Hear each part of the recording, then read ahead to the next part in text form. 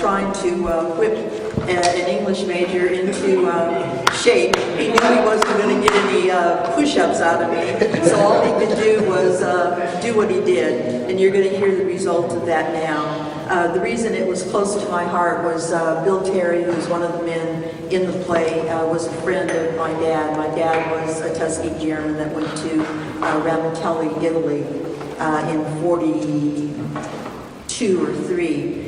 The men that you're going to see next were going to the Pacific in 1945. They never got there. You're going to find out why, and we'll have a Q&A afterwards, and you can hear more of their story. Act 1, Scene 1. Setting, Banquet Hall, Atlanta, Georgia. Time, August 12, 1995. The scene fades in on a banquet where men in uniform with lots of medals are sitting on raised dais. One of the men is 74-year-old Roger Bill Terry. Weathered face, white gray hair. He's swirling water in a glass listening to Rodney A. Coleman, Assistant Secretary of the Air Force, standing behind a podium. By the authority granted me this 12th day of August, 1995 by the Secretary of the Air Force, it is my honor and privilege to issue pardons from the President of the United States on behalf of the people of the United States for the 101 black pilots wrongly accused of misconduct during an incident in 1945. Rodney A. Coleman begins to arrange papers and call names. Clifford Barnett, Second Lieutenant. As each name is called, a picture of each man as he looked in 1945 flashes on the screen. Robert S. Patton, Jr., Second Lieutenant. Roland A. Weber, Flight Officer. David J. Brown, Second Lieutenant. Robert L. Hunter, Second Lieutenant. Clifford C. Jarrett, Second Lieutenant. Marcus E. Clarkson, Flight Officer. Frank V. Pavano, Flight Officer. Shirley R. Clinton, Second Lieutenant. Lester B. Norris, Second Lieutenant. Howard Story, Flight Officer. Charles R. Taylor, Flight Officer. Edward R. Tabanor, Flight Officer. Marston A. Thompson, Second Lieutenant. Leonard E. Williams, Second Lieutenant. James C. Warren, Flight Officer. Roger Bill Terry sitting, half listening to names. When he hears the T's, Terry sits up waiting for his name to be called. I thought they were calling names in alphabetical order. And skip my name. I screwed up again. I can't go back in now. Where's all right? Oh Lord, damn, there was 101 of us. How many names is that? The names are continuing to be read off. Alma Terry, the wife of Bill Terry, enters. Argon F. Parker, Carl O. Roach, Robert B. Johnson. Those sons of a bitches didn't even call my name. You ran out. I thought they were calling names in alphabetical order, and then when I didn't hear Roger B. Terry when they finished with the T's, about Leroy A. Battle, Out. Wyndham G. Freeman, Go. Clarence C. Conway. I am not going back in. Now, I know today, August 12th, is your birthday. And if I didn't know you haven't had a drop to drink, I would swear you drunk for 20 years. But I say that. And if you think that I have come all the way here to celebrate the Tuskegee Airmen, and you being the president of the Tuskegee Airmen Incorporation, and you are standing out on this balcony, moping, well, you got another thing coming. You are the president of the Tuskegee Airmen Incorporated. I'm sorry, honey. I'll be ready. Coleman A. Young, Second Lieutenant. Coleman Young, second lieutenant. He is the one who devised the strategy.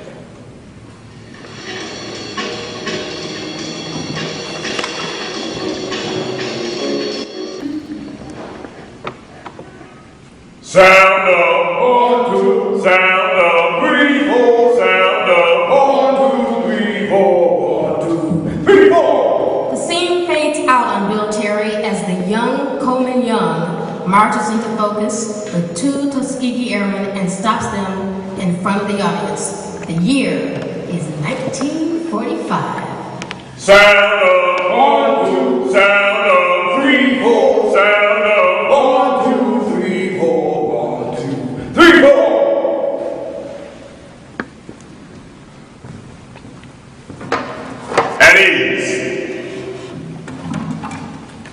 Okay, everybody, listen up. What is the exact time? The young pilot stands at attention and saluting in exaggerated stiffness. Sir, the inner workings and hidden mechanisms of my poor chronometer are in such a sad state of discord with the great astral movement by which all time is commonly reckoned that I cannot with any degree of accuracy give you the correct time. However, without fear of being too wrong or too far off, I will say that it is 58 minutes, 22 seconds, 2 ticks of a top past hour of 6, sir.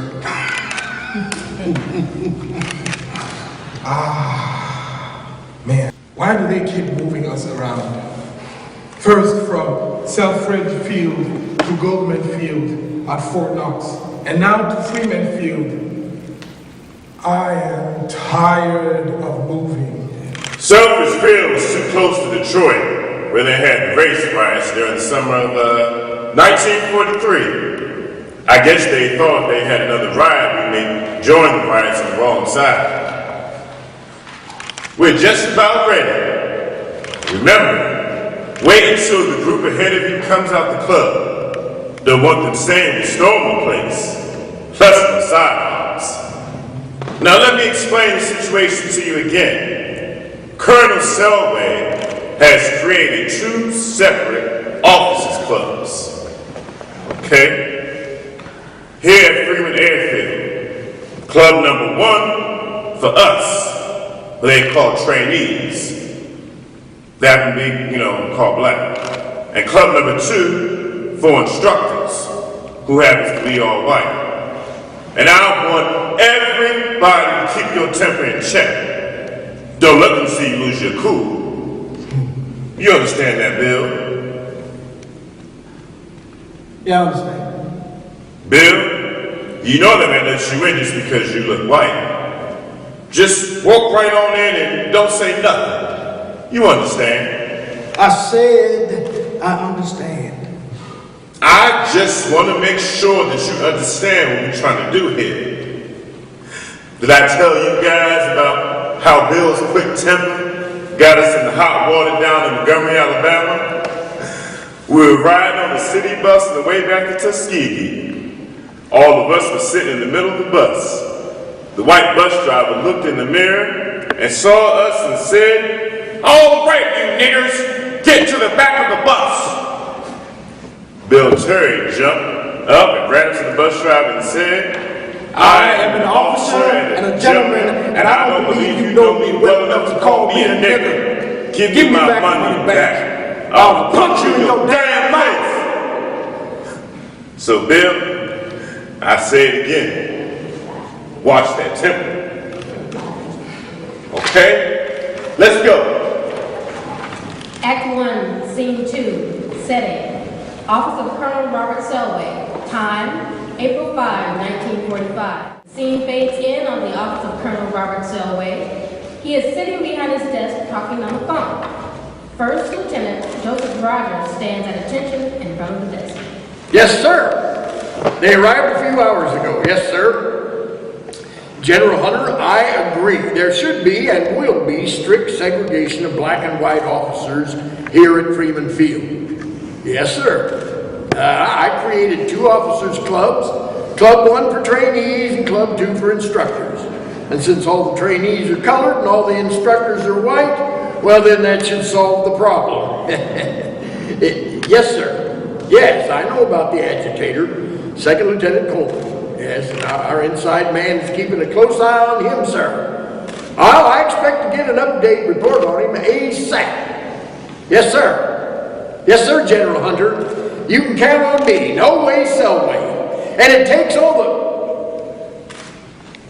No damn way, Selway. At ease. What's the status? We had a small group that tried to enter Club Number 2, but Major White turned them away. Good. I don't know what the world is coming to. It's important that the colored learn how to stay in their place. Yes, sir. You give them a little education and they think they're just as good as a white man. Give them an inch, and the next thing you know, they're going to be dating your sister. Right, soldier? Yes, sir. Colonel Selway walks back over to the desk and sits. Well, it's been a long-standing policy which applies throughout the United States military, which maintains that it's unwise to have personnel in training utilizing the same recreation facility with those that train them. Well, what do you want me to do about the Coleman Young group? Well, you're the officer of the day, right? Yes, sir. And you got a 45 there on your hip, right? Yes, sir. Then get your ass over to that club and tell any nigger that tries to enter that club they can't. And if he insists on entering, you arrest his ass. You hear me? Yes, sir. First Lieutenant Joseph Rogers is standing in front of the club looking nervous. Second Lieutenant Coleman Young and the two other black pilots approach from beyond the wooden plank. Rogers turns and sees them and puts his hand on his side. Hey, halt! What business do you have here? We have come to relax a little while in the officers' club. You are not allowed to use this pub. You cannot enter. Why would we stop from entering the club? This club is for instructors. The club for trainees is over there. We are officers just like you. You are trainees. So? Club number 1 is for trainees. Can you believe this? Takes a few steps up the plank to go in. I said halt! Are you going to shoot me? If I have to. I thought they trained you to shoot the enemy. I have my orders. This club isn't for you fellows. Why isn't it for us fellows? You are trainees. This club is for instructors. Coleman Young walks past Lieutenant Rogers with the others following. Hey, halt! Stop! You can't go in there! The scene fades out as we hear a voice. Get your hands off me! Act 1, Scene 4. Setting. The office of Colonel Robert Selway. Time, 1945. Colonel Selway is on the phone with General Hunter. Yes, sir. I'm sorry, sir. I agree, sir. That was the original orders were inexact and ambiguous as to its meaning and purpose. Yes, sir. That's what the legal team said. I agree, sir. That was still no reason to release them. 3 of them are still locked up, and I have their names right here. Let's see, Clinton, Thompson, and Terry. I agree, sir. And we should. You're right, sir. Not we, but me. As a matter of fact, I have already drafted another order, sir, outlining what facility different personnel can use on the base.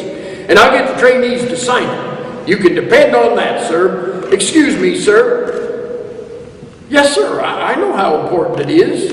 Selway realizes that the general is hung up. He puts the phone down and pushes a button.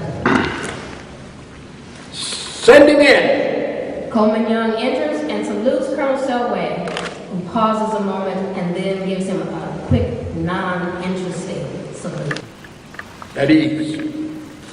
Please read that directive in front of you. Coleman Young picks up the directive and silently begins to read. This is Base Regulation 85-2. It comes from the very top. It's an order for you trainees to sign that outlines what facility different personnel can use on the base. Now, there's a place for you to sign indicating that you read and fully understand the order. Now, please sign your name, and this will let the legal team know that you read and fully agree with the order. No, sir. Excuse me. I said no, sir. What's the problem? You object to some of the language in the order? I object to the entire order. Yeah, well, this is not a courtroom. I don't give a damn about your objections. Picks up the directive order. What if I take some of the language out? Let's say I get rid of the portion saying that you agree with the order. You just sign and affirm that you read the order. I'm still not signing it, sir. Selway slams the order on the table. You think I don't know about you? One of them hot-headed radicals from Detroit. I know you're the one who organized this thing, and you're going to be the one to nip it in the bud. As your superior officer, I order you to sign this document. No, sir. You do know that according to Article 64, the failure to obey a superior officer is in a direct order in the time of war could result in the death penalty. Yes, sir. I understand.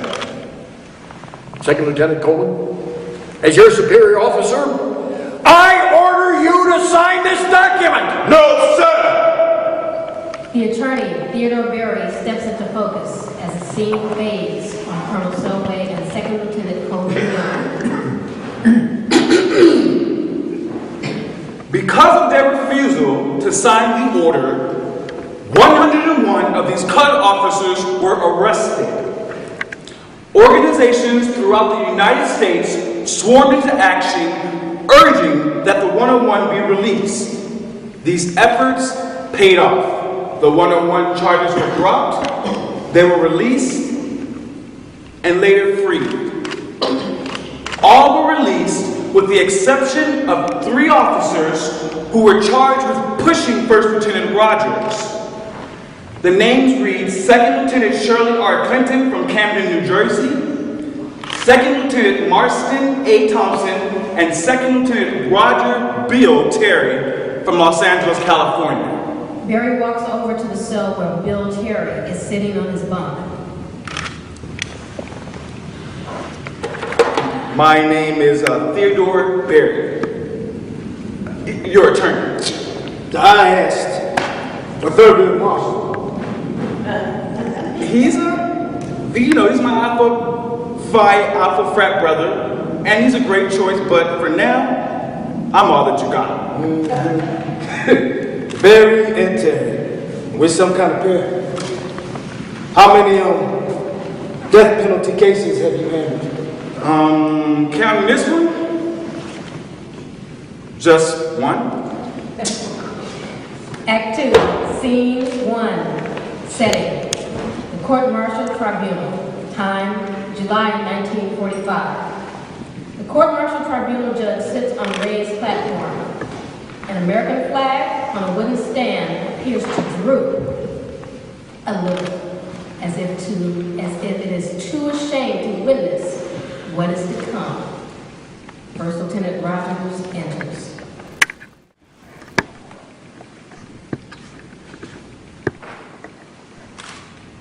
I remind the lieutenant that this is a military court, and I'm bound to honor and preserve military history and custom.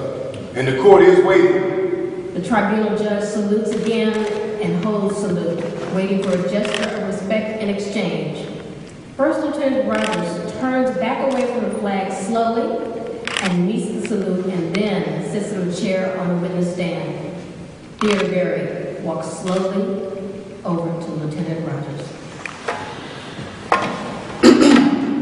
State your name, rank, organization, and station for the record. Joseph D. Rogers, First Lieutenant, attached to Headquarters, Section 1550th Service Unit, Fort Knox, Kentucky. Do you recognize the accused in this case? Yes. To state your assignment duty on that day in question, April 5th, 1945, with the matter at hand. I was assigned duties that included serving as Assistant Provost Marshal at the Freeman Field Officers Club, Officers Club number 2. And on April 5th, you reported to club number 2. Isn't that true? Yes, that's true. And what were your orders with regards to that duty assignment at Officer Club number 2 for that evening? To keep non-members and trainee personnel out. Okay. Lieutenant, will you state in as near exact words as you can recall the exact instructions given to you? I was told to keep trainee personnel and non-members out of the club. And was there something unusual that occurred that evening? Unusual? Tell the court what happened next. A group of officers I recognized as trainee personnel approached the door of club number 2 at about 2200 hours. And is any of those officers of that group present today in the courtroom? Yes, he's right over there. Pointing to Bill Terry. Now you explained that you gave an order to halt. Is that true? Yes, I gave the order to halt. Then what happened? I was standing in the door and Second Lieutenant Terry was there with several other colored officers. They pushed me aside and the whole group entered the club. With the court's permission, please demonstrate how you were pushed. Well, I was standing in the door. The door on my right was half open. I had my arm braced both for the wooden door and the screen door, and they opened the screen door and just walked right by me and pushed me back. I see. And did you have a list of trainees to check names? I didn't need a list. Oh, you didn't? Well, did members carry a card and present that to you upon entry? Rogers just stares at Barry. How did you recognize the officers who approached the club as trainees? No response. So is it your position that you went about carrying out orders using your own gut instinct? I recognize them from my own judgment. Barry looks up over his glasses at Rogers as if to say, really? I knew none of them was a member because I was a club officer and I controlled the books. And yet, you did not ask any of those officers their names. And you, Lieutenant Rogers, you did not simply ask them if they were indeed trainees, did you? I don't remember. Did you actually tell the men that the club was reserved for base personnel prior to their entry? I don't know. You don't know or you don't remember? I don't remember. Well, didn't Second Lieutenant state that he was attached to base personnel? I don't remember if he did. So what did you say to them? I told them to halt, and when they stopped, I told them they were not to use the club, and if they insisted, they would be placed under arrest. Was there any comment from any of those men? Yes, Terry said something after I told him if he entered the building that he would be placed under arrest. Do you know about Army Regulation 210-10, paragraph 19, which prohibits any building on a military installation from being segregated based on race? And I quote, "No officer club will be permitted by post commander unless such club extends to all officers on duty at the post the right to full membership, either permanent or temporary." So, all officer clubs on military facilities should be open to all officers regardless of race. Wouldn't you agree? I don't understand the question. Yeah, I think you do. No further questions for this witness. First Lieutenant Rogers stands and salutes the judge and then exits. The defense calls Second Lieutenant Coleman Young. Second Lieutenant Coleman Young enters and salutes the judge and then sits in the chair on the witness stand.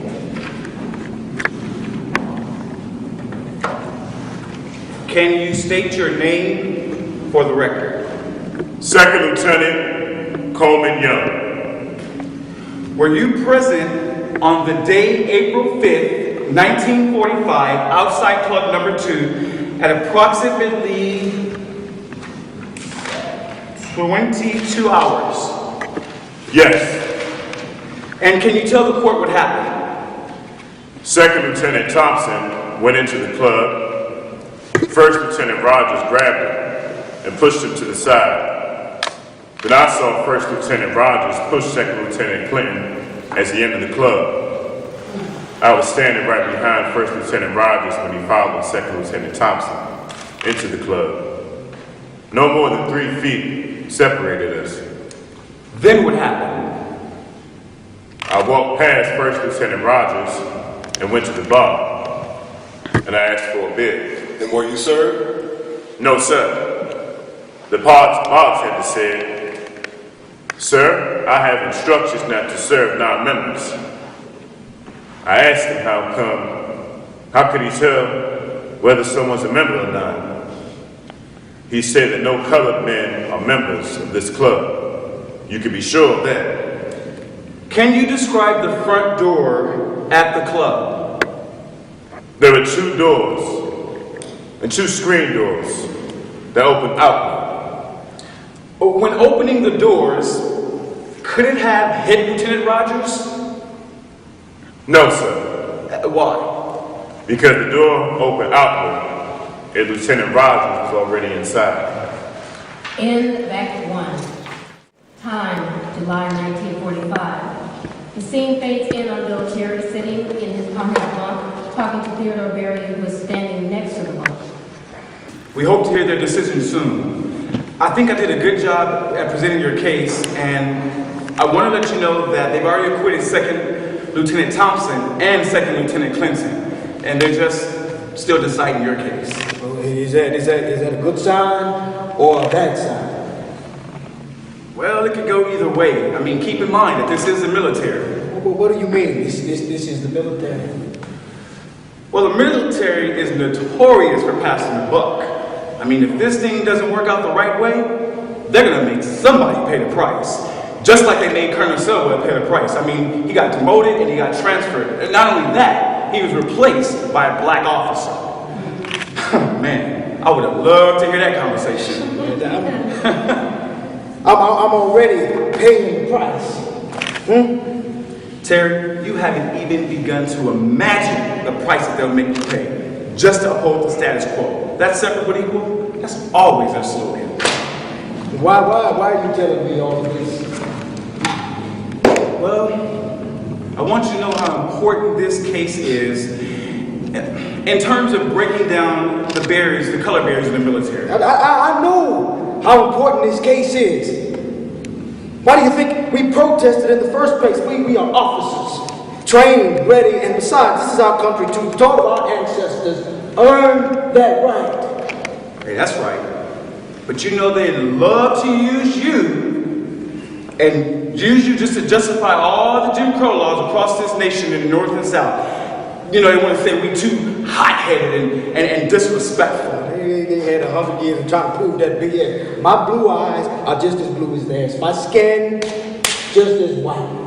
Ain't that the test?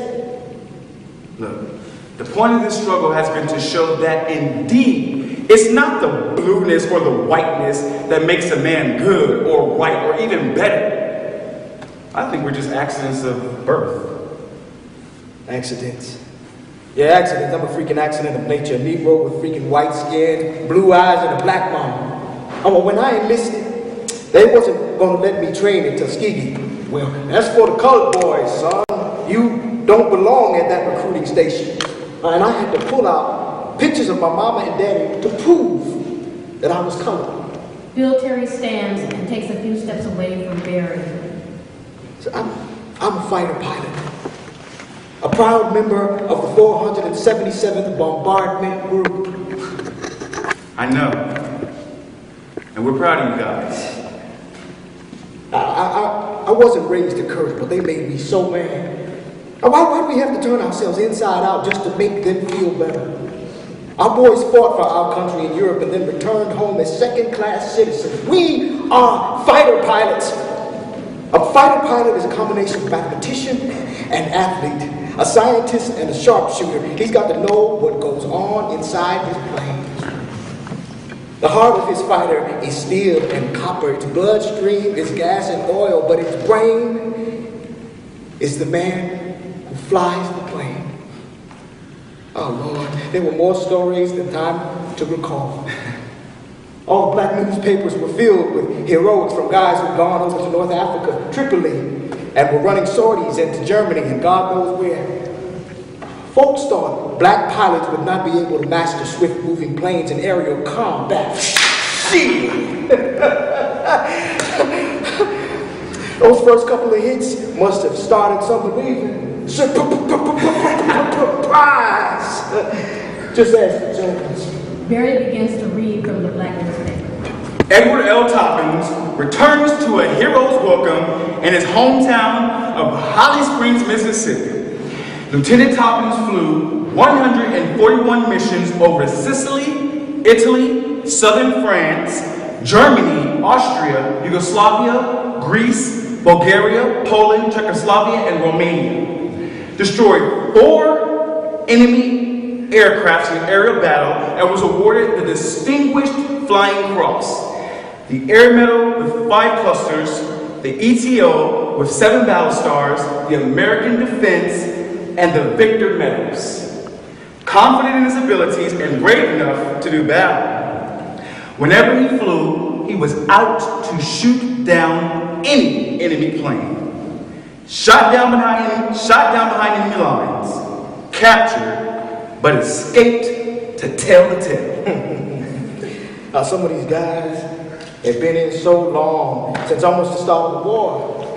So by the time we got to Tuskegee for our fight training, these fellows was back on leave for a little R&R and to train us guys. Still coming in green. Wendell Pruitt was part of that early bunch. Tall, handsome, Indian-featured kid who had grown into a man with an uncanny ability to maneuver a plane. From St. Louis, Missouri. Cut out for flying, everybody could see that. Took chances that even the boldest and most experienced dared not take. Even the professional stunt pilots. Backed off performing stunts Pruitt did nonchalantly. So, me and my boys followed these pilots. We were slated for service in the Pacific. Little did we know, we had a battle waiting right here at home. Act 2, Scene 3. Setting, Banquet Hall, Atlanta, Georgia. Time, August 12, 1995. The scene fades in on an elder, Bill Cherry, at the banquet in Atlanta, Georgia. He is standing on the balcony and names are still being called in the background. Robert O'Neill, William H. Johnson, Herbert A. Harris. They convicted me of one charge that they called offering violence against a superior officer. I was fined $150, 3 months' pay, loss of rank, and given a dishonorable discharge. Roger C. Terry. Elmer Terry enters and calls out to Bill Terry. They just called your name. On this day, August 12th, 1995, by order of the President of the United States, I am proud to announce that the Air Force hereby sets aside the court-martial conviction against Second Lieutenant Roger C. Terry, and the service restores all his rights, rank, and privileges, and property he has lost because of the conviction.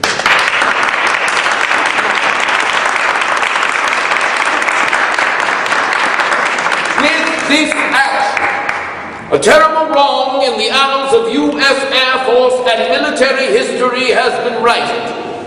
The Freeman Field Mutiny is generally regarded by historians of the civil rights movement as an important step toward full integration of the armed forces and as a model for later efforts to integrate public facilities through civil disobedience. The men who took part in this action took a giant step for equality. 9 years before Rosa Parks refused to give up her seat on a bus, they paved the way for nonviolent protest and major changes in the soon-to-be brand-new branch of the military, the United States Air Force.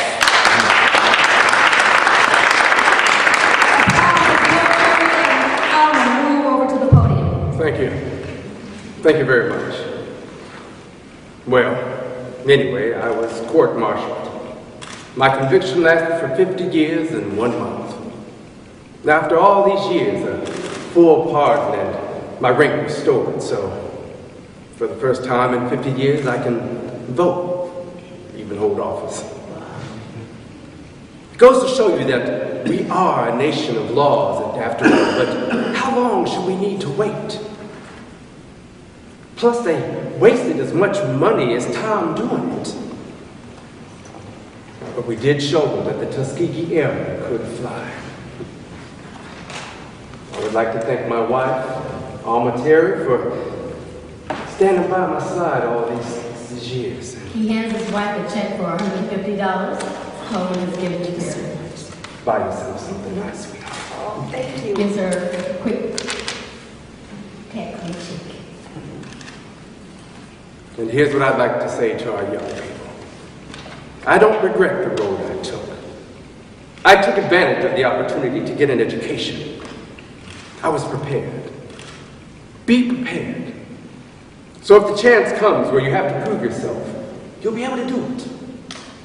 We were a part of a disgraceful situation, willing to die for country, but treated worse than the German and Italian POWs they had living it up, better than us, just because of the color of our skin. Nothing suffices except education and learning how to do what you want to do under the proper circumstances. It's kind of tough to say, but the African American girls have learned it, and some of the boys haven't learned that they have to be prepared. It took me a long time to absorb the effects of how we were treated. I remained livid with anger and frustration because of the situation that was beyond my ability to correct. I was mad at the world.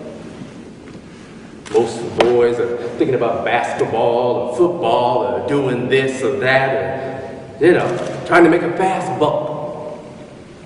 What is really important is to be solid in your commitment to family, to community, and in your respect for the possibility education can bring. And then, the sky is the limit.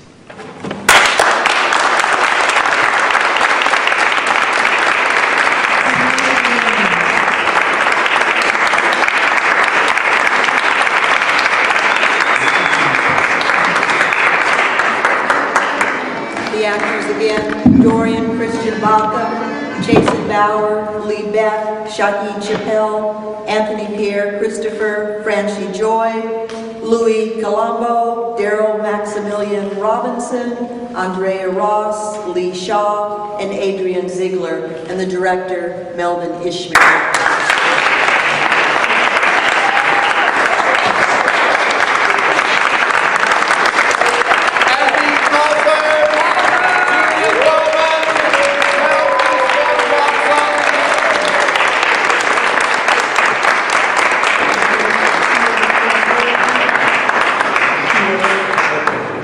Were all of the officers who tried to get the club that night court-martialed, or was it just Terry? Colonel Selway and the general that Colonel Selway talked with on the phone throughout the play wanted all of the men to be court-martialed, but the Air Force, because of the black newspapers, said no, we can't do that. They knew that politically it wasn't going to fly, no pun intended. Roosevelt had died, Truman was in, Truman didn't want to have race riots that had gone on before, and so the Air Force won, and only the 3 men that they talked about were court-martialed. All 3 of them. The 3 were court-martialed, and Clinton and Thompson were acquitted. Bill Terry was fined, as we heard, the $150. And what Bill Terry did tell me was that he computed the interest at like maybe 5%, and he knew exactly how much money he should have had coming. I think it was like $856, something like that. And that's actually part of my other question. If they restored his rank, why didn't they restore his pay for that 50 years? Well, he mentioned that he was convicted for those 50 years in 1 month, but no, he didn't get that back pay. He was, drummed out of the Air Force. He went on to become a private detective, and He made a lot more money because he had some big clients. I can't quite remember who they were, but some movie stars around LA. Right, thank you. And because he had to quickly get ready for Christmas, this is what he told me when I interviewed him. So, but he did start drinking, and you could see his face. I met him the night before my dad's memorial in 1995. He was at the church right down on Adams Boulevard near La Brea, the little chapel there, the little Episcopalian chapel. And my brother and sister were here, and Bill Terry in the parking lot, just, you know, a drawn face from his life, a sad life, drinking, and just sad because he had this hadn't happened yet. It was early in 1995 when I got to talk with him, and this I think happened in August.